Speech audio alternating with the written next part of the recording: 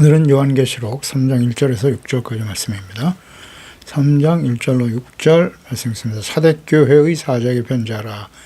하나님의 일곱 영과 일곱 별을 가진 이가 이르시되 내가 네 행위를 아노니 내가 살았다는 이름은 가졌으나 죽은 자로다. 너는 일깨어 그 남은 바 죽게 된 것을 굳건하게 하라.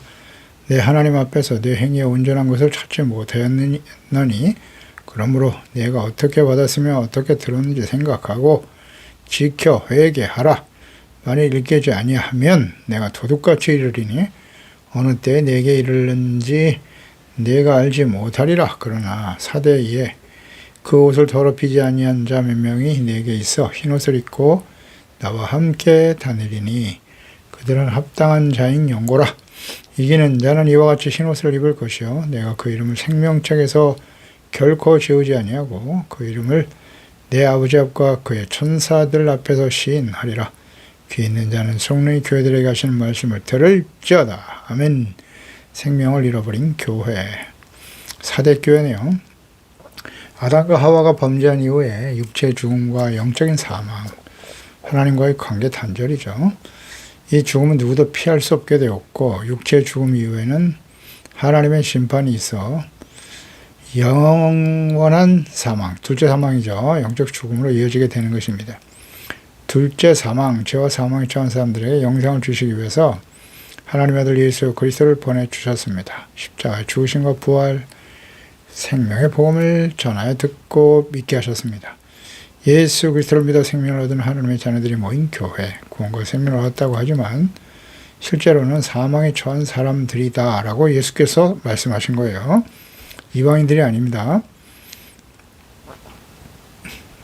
이방인들과는 다르지 않는, 불신자와 다르지 않는 영적인 사망에 처한 교인들이란 말이에요. 교회 안에.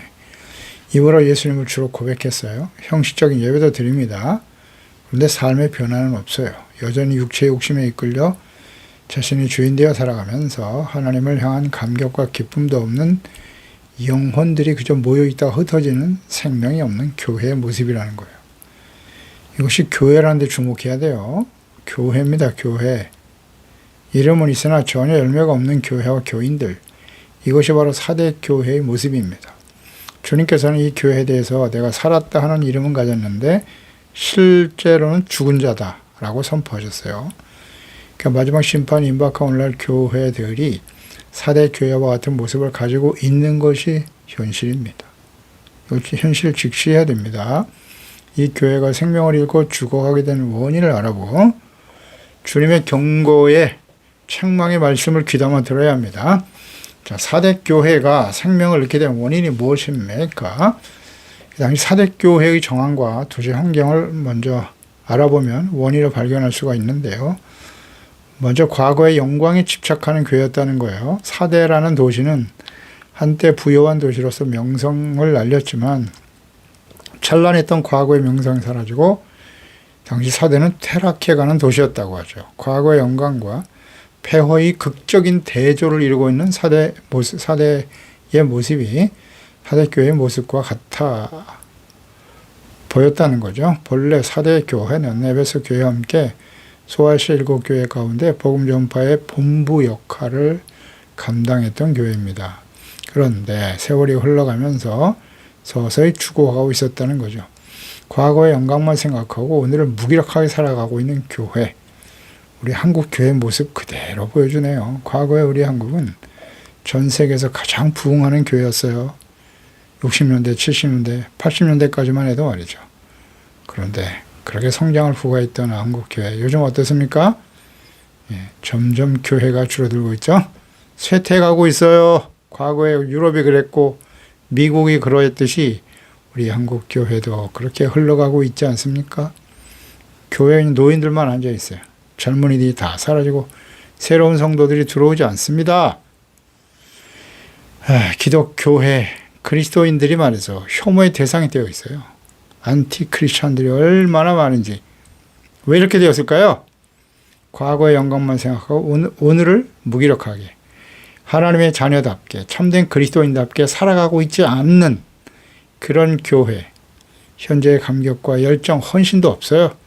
미래에 대한 소망이 없이 그저 과거를 자랑하면서 살아가는 사람들, 크고 화려한 교회를 지어놓고 말이죠.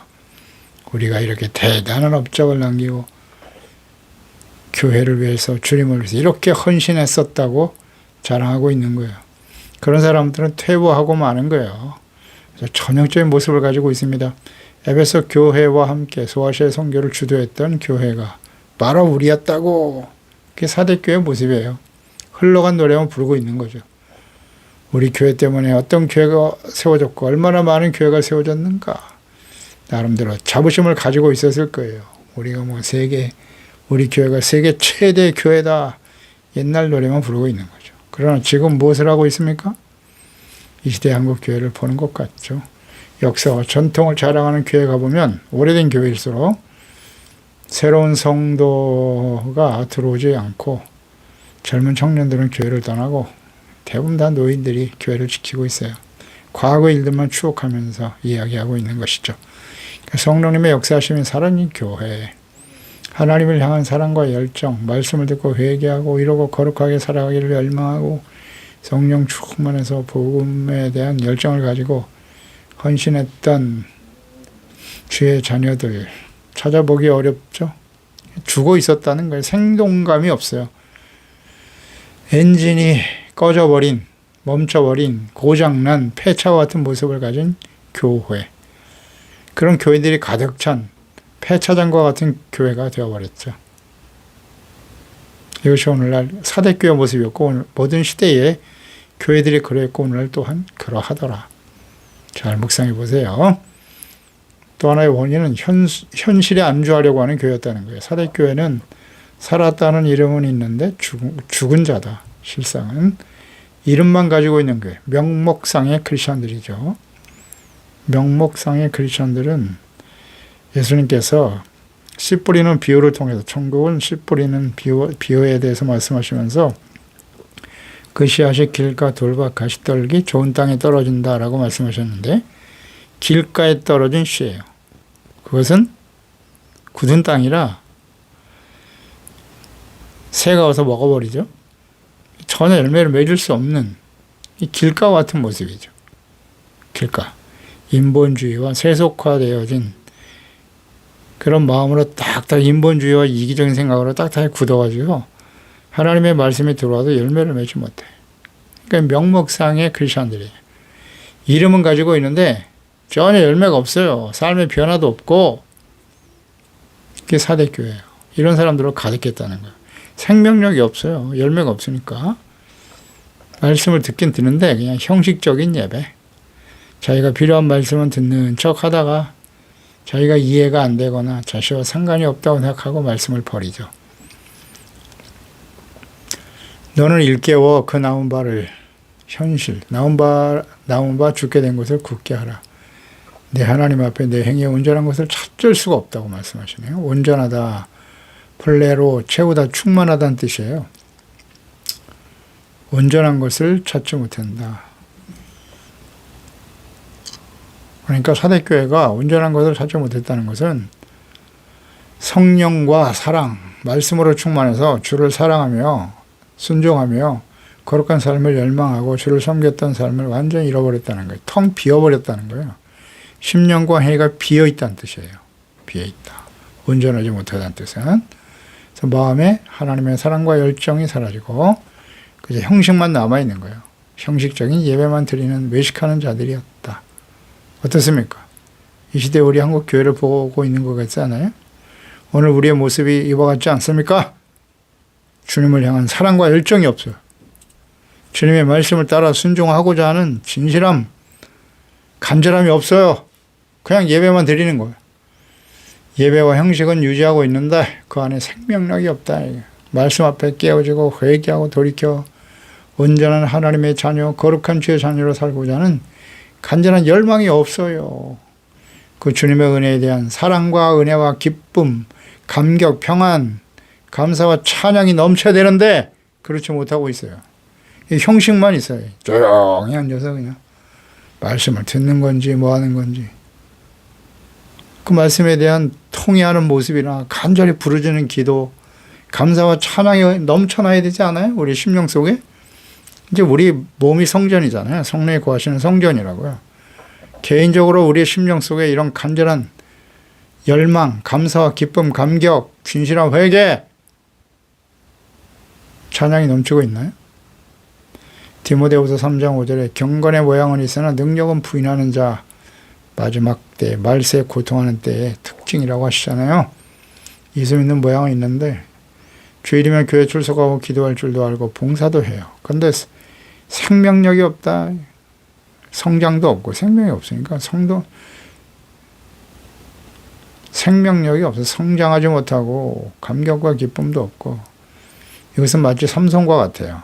머리가 깎였죠. 델릴라의 유혹에 넘어가서, 그래서 하나님의 능력이 상실됐는데 삼손은 여전히 그 사실을 알지 못하고 내가 힘써 저들을 물리칠 수 있다고 생각하죠. 그러다 결국 붙잡혀 비극적인 삶으로 마감하게 되지요. 그러니까 주님의 능력이 사라졌음을 알지 못해. 이만하면 됐지라고 현실에 안주하려고 하는 그런 교회가 사대교회예요. 이게 사대교회의 비극이에요. 현실에 만족하고 안주하려고 하는, 또 하나는 미래에 대한 비전을 잃어버린 교회죠. 현실에 안주하려고 하는 교회는 교회 성도에게 미래를 내다볼 줄 아는 안목이 전혀 없죠. 영원한 하나님의 나라에 대한 소망이 없어요. 그냥 이 세상에서 잘 먹고 잘 살고 좋은 집 짓고 건강하게 오래오래 100세 동안 살자. 그게 전부예요. 이 세상이 삶의 소망이라고요. 교회가 현상 유지해, 교회도 마찬가지예요. 여기가 좋사오니 뭐 이 정도면 우리가 생활할 만합니다. 그래서 성도들끼리 모여서 예배드리고 서로 교제하고, 그게 전부예요. 현상 유지에 안주하고 있다. 그런 교회는 이미 죽은 교회죠. 에베소 교회, 서머나 교회, 버가모 두아디라 교회는, 그 교회와는 달리 사대 교회는 이단의 도전이나 핍박이나 박해가 전혀 없었다는 거예요. 그러니까 사대 교회는 편안하게 신앙생활을 할 수 있는 환경이었다는 거예요. 이것이 서서히 생명을 잃어가는 중요한 원인이 되었다는 것이죠. 평안한 것이 다 좋은 것이 아니에요. 오히려 도전과 어려움, 박해가 있을 때 더욱 긴장하고 싸워 승리하게 되는 것입니다. 개인도 역경과 환란이 찾아올 때 하나님께 부르짖어 기도하고 고통과 아픔 속에서 자신의 죄를 깨닫고 회개하고 돌이키고 연단받아 이 땅에서의 소망이 아니라 영원한 하나님의 나라, 하나님이 다스리시는 하나님 나라의 회복을 위해서 하나님께 간구하며 기도하게 되는 것입니다. 징계를 통해서 의와 평강의 열매를, 거룩함의 열매를 맺게 되는 거죠. 모든 것이 편안할 때 주님을 의지하는 것을 서서히 망각하죠. 그래서 능력을 상실한 채 생명을 잃어가게 되는 것입니다. 그래서 천국으로 가는 길에는 많은 환난과 역경이 있어요. 하지만 지옥으로 가는 길은 편안하다는 말이 있습니다.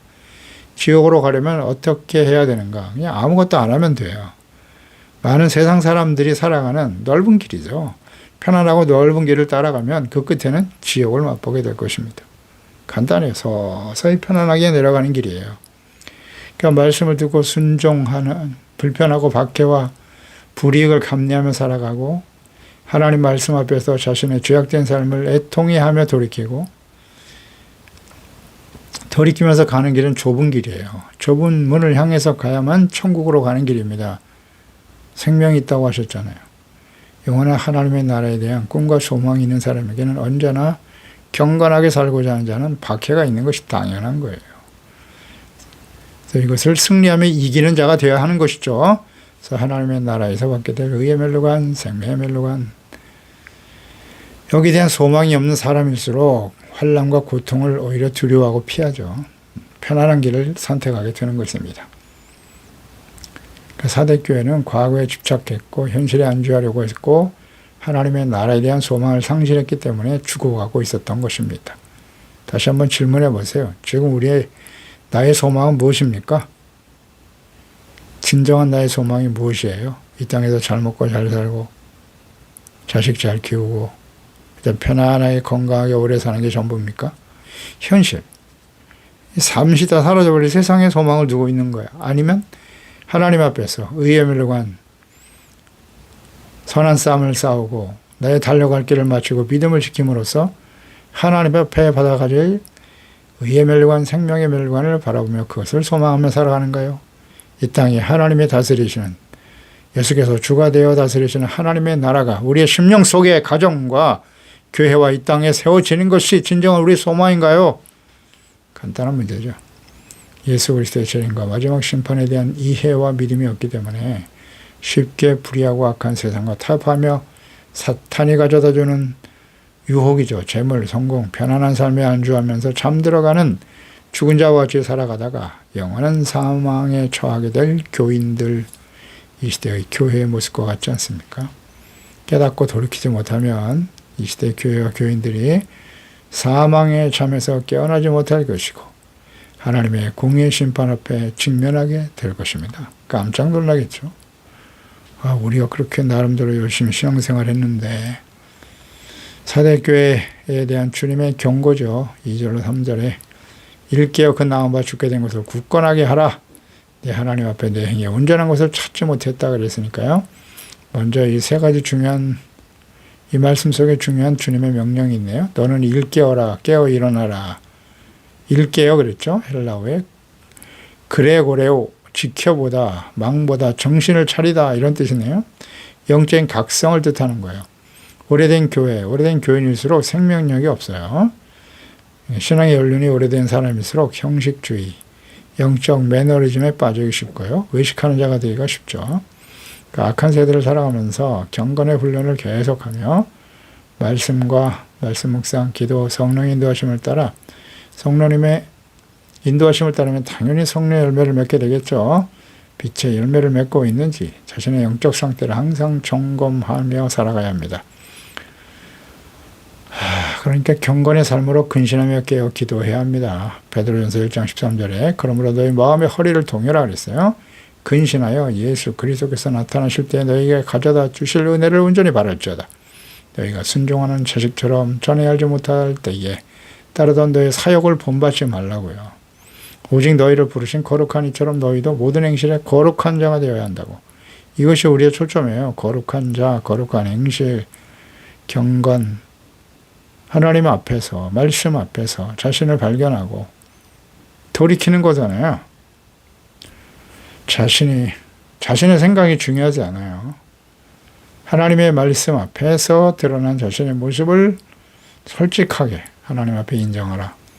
베드로전서 4장 7절로 8절에 만물의 마지막에 가까웠다. 그러므로 너희는 정신을 차려라. 마지막 때가 될수록 정신을 차려야 돼요. 근신하여 기도하라. 무엇보다도 서로 뜨겁게 사랑할지니 사랑은 허다한 죄를 덮는다. 일깨어 있어야 된다는 거예요. 정신을 차려야 된다. 나의 삶의 목적, 가치, 내가 진정 소망하는, 내가 원하는 소망은 무엇인가? 세상에 썩어져가는 재물의 소망을 두고 살지는 않나? 영원한 하나님의 나라의 소망을 가지고 있는가? 나의 삶의 가치와 목적을 하나님인가 재물인가? 두 주인을 섬길 수 없다고 하셨잖아요. 이런 걸 다 정신을 차리라는 거죠. 잘 분별하고, 그리고 주님께서 우리에게 주신 명령, 내가 너희를 사랑한 같이 너희가 서로 사랑하라. 뜨겁게 사랑하라. 육체, 정욕, 자신의 이기심을 사랑이라고 생각하는 이 세상에 동화되어 살아가는 어리석은 자는 아닙니까? 정신을 차려야 돼요. 그 다음 굳건하게 하라는 말씀이 있네요. 두 번째, 일깨어 그랬고요. 또 하나는 그 남은 바 죽게 된 것을 굳건하게 하라. 지지하다, 고정하다, 강하게 한다는 뜻인데요. 남은 바 죽게 된 것, 여기서 남아있는 것들은 주님을 향한 믿음, 사랑 이런 것들이죠. 하나님의 나라에 대한 열정과 소망이에요. 영원한 가치죠. 영원한 것은 사랑, 믿음, 소망, 사랑이라고 하셨죠. 이 믿음이 하나님과 말씀에 대한 믿음. 영원한 건 하나님과 말씀밖에 없으니까요. 믿음의 주체가 하나님과 말씀이어야 해요. 내 자신이 아니라. 역시 사랑도 하나님을 사랑하는 것은 그 말씀을 가지고 지켜 행하는 거고요. 그리고 소망은 이 땅이 아니라 하나님의 말씀과 뜻이 이루어지는 거예요. 여기에 이것이 영원한 가치예요. 믿음, 소망, 사랑. 어디에 두고 살아가나요? 이걸 굳게 붙잡아라. 잠시 있다가 사라져버릴 썩어질 재물이나 혹은 힘 있는 사람들, 세속적인 힘과 권력, 영원한 것들을 경고하게 하라는 뜻이에요. 그런 뜻이겠죠? 베드로전서 1장 24절 이하에 그러므로 모든 육체는 풀과 같죠? 모든 영광 풀의 꽃과 같은데 풀은 마르고 꽃은 떨어진다. 오직 주의 말씀은 세세토록 있도다. 너에게 전한 복음이 곧 이 말씀이다. 이런 말씀하셨고요. 디모데전서 6장 17절에도 내가 이 세대의 부한 자들을 명하여 마음을 놓치지 말고 높이지 말라고 정함이 없는 재물에 소망을 두지 말고 오직 우리에게 모든 것을 후히 주사 누리게 하시는 하나님께 소망을 둬라. 아멘. 하나님을 우리의 도움을 삼고 하나님께 소망을 두는 자가 복이 있습니다. 고린도후서 4장 17절 이하에도 우리가 잠시 받는 환난에 경한 것이 지극히 크고 영원한 영광에 충한 것을 우리에게 이루게 함이니 우리가 주목하는 것은 보이는 것이 아니요 보이지 않는 것이니 보이는 것은 잠깐이요 보이지 않는 것은 영원함이로다. 아멘. 우리가 이렇게 환난과 시련과 어려움을 끊임없이 당하게 되는 이유는 영원한 영광에 충한 것을 바라보고 이루기 위해서 하나님의 말씀, 하나님의 뜻, 하나님이 다스리신 하나님의 나라가 예수 그리스도 안에서 이루어지는 것을 소망하고 바라봐야죠. 그래서 고난과 시련을 얻게 하시는 거예요. 소망을 새롭게 하라. 삶의 가치와 목적을 새롭게 하라. 삶의 우선순위를 바로잡으라고 우리에게 환난과 시련을 경험하게 하시는 겁니다. 세 번째 동사가 있는데 생각하라이네요. 일깨어, 깨어라, 굳게 하라. 그 다음에 온전한 것을 내 행에 온전한 것을 찾지 못하였는데 내가 어떻게 받았으면 어떻게 들었는지 생각하라 그랬어요. 생각하라. 그러니까 처음에 복음을 어떻게 들었는지 받았는지를 생각하라. 영적인 순수성을 회복하라는 거죠. 처음 구원받았을 때 그 순수한 감격과 열정을 기억하고 생각하라. 우리가 얼마나 큰 은혜를 받았는지 하나님 앞에 십자가로 돌아가야죠. 그래서 은혜를 받아 날마다 주님을 사모하며 그 말씀에 순종하던 그때 그 주님께서 나에게 말씀하셨던 그 말씀들 주님이 십자가를 통해서 나에게 찾아오신 그 놀라운 사랑, 감격을 생각하라. 처음 사랑을 회복해야죠. 네 번째 단어는 지키라이네요. 지키라. 지켜라. 뭘 지키라는 겁니까? 생각하고 생각만 해서 끝나면 안 되고요. 지켜라. 헬라어의 테레온데요. 보존하다.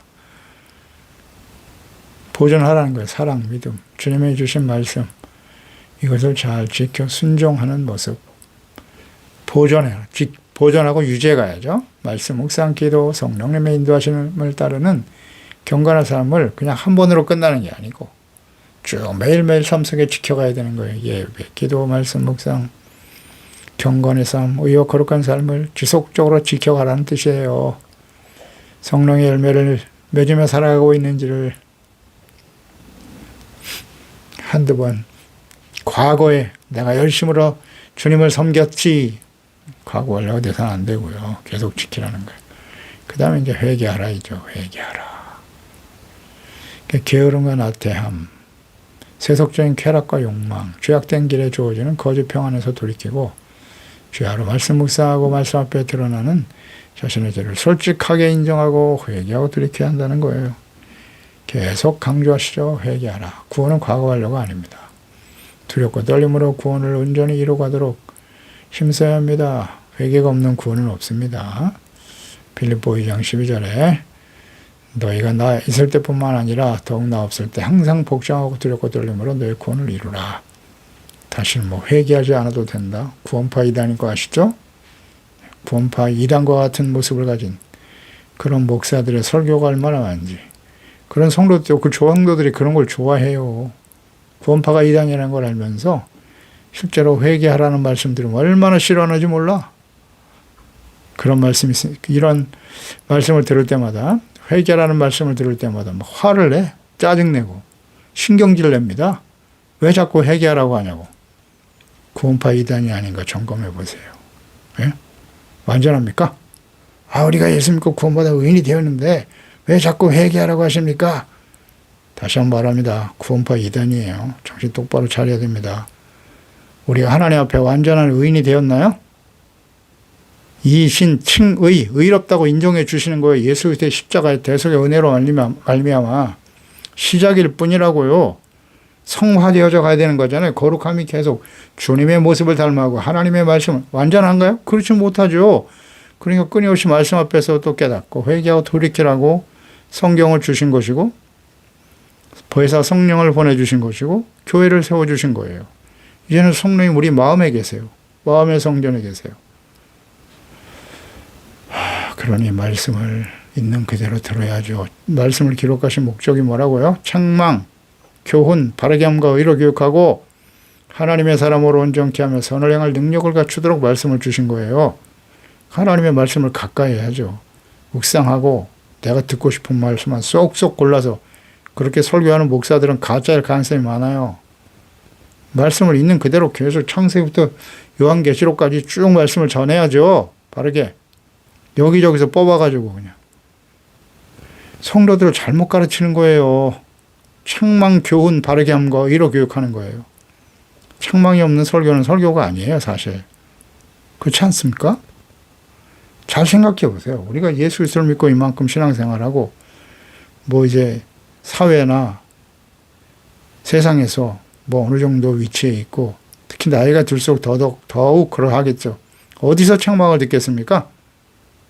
함부로 책망도 못해요. 요새 학교에서는 학생들한테. 부모들도 아이들에게 함부로 책망을 못해. 뭐 어른들은 더더욱 그렇죠. 어디서 책망을 듣겠어요? 완벽합니까? 책망을 듣지 않아도 될 정도로? 그렇지 않잖아요. 그러니까 하나님 말씀 앞에서 말씀으로 책망을 들어야죠. 교회 안에서 하나님의 말씀을 들으면서 책망을 들어야 될 거 아니에요. 잘 생각해 보세요. 우리가 책망받지 않을 정도로 완벽한가? 목사들이 주어진 사명이 디모데후서 4장 1절 2절이에요. 책망, 경계잖아요. 하나님의 말씀을 전하라. 책망하고 경계하고 권면하고 이게 다 책망과 관련된 말씀들이잖아요. 듣고 깨달아야죠. 그게 겸손이에요. 이기는 자에게 주시는 약속입니다. 이게 하나님의 말씀을 듣고 항상 돌이켜야 돼요. 그러니까 예수 그리스도의 복음을 믿고 구원받아 의인이 되었지만 당시에 초대교회 니골라당 이것이 구원파 이단이란 말이에요. 오늘날도 있어요. 날마다 말씀 앞에서 회개하고 마음을 새롭게 해야 합니다. 마음을 새롭게 하여 변화를 받아 하나님의 뜻에 분별하고 따라야죠. 이기는 자에게 주신 약속이죠. 5절에 이기는 자는 이와 같이 흰옷을 입을 것이다. 그 이름을 생명책에서 지우지 않을 것이다. 놀라운 약속이네요. 흰옷을 입는다고 하셨네요. 흰옷, 완전한 구원에 이르고 천국에 들어가는 것을 의미하는 거예요. 흰옷은 성결과 거룩이죠. 성결과 거룩함이 없으면 하나님 볼 수 없어요. 이 땅에서도 성결하고 깨끗한 사람이 되게 하신다는 뜻이겠고요. 마음이 청결한 자가 복이 있나니 하나님을 볼 것이라 하셨죠. 또 하나 깨끗하다는 의미는 주님께 쓰임받는 것을 서로 이해할 수도 있겠죠. 그릇이 집안에 여러 그릇이 있는데 깨끗한 그릇을 사용하게 된다고 디모데후서 2장 20절 이하에 큰 집에는 금그릇도 있고 은그릇도 있다. 나무그릇, 질그릇도 있는데 귀하게 쓰는 것도 있고 천하게 쓰는 것도 있나니 그러므로 누구든지 이런 것에 자기를 깨끗하게 하면 그랬잖아요. 귀히 쓰는 그릇이 돼요. 거룩이 강조되잖아요. 주인의 쓰임에 합당하며 모든 선한 일에 준비가 될 것이다. 자기를 깨끗하고 거룩하게 준비할 때 하나님께 쓰임받는 그릇이 된다는 거예요. 생각해 보세요. 더러운 그릇을 사용하겠습니까? 그럴 수 없죠. 주인의 쓰심에 합당하게 어떤 사람이 세상에서 뭐 출세하고 힘 있는 사람이요? 교회에서 무슨 직분을 가진 사람이요?